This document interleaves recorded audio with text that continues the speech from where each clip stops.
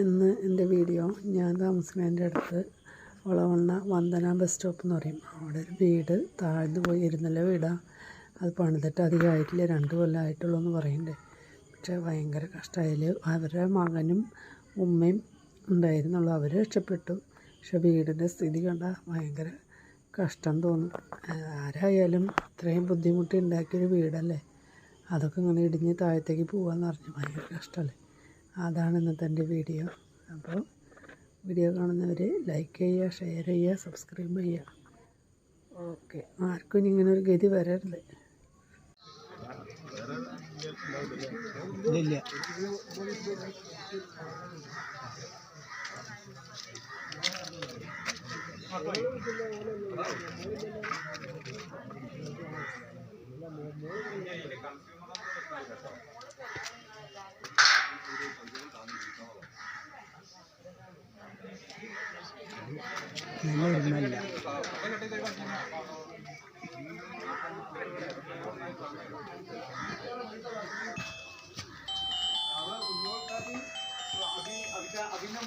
മോനും ഇല്ല ഓരോ വീട് പുറത്താക്കി.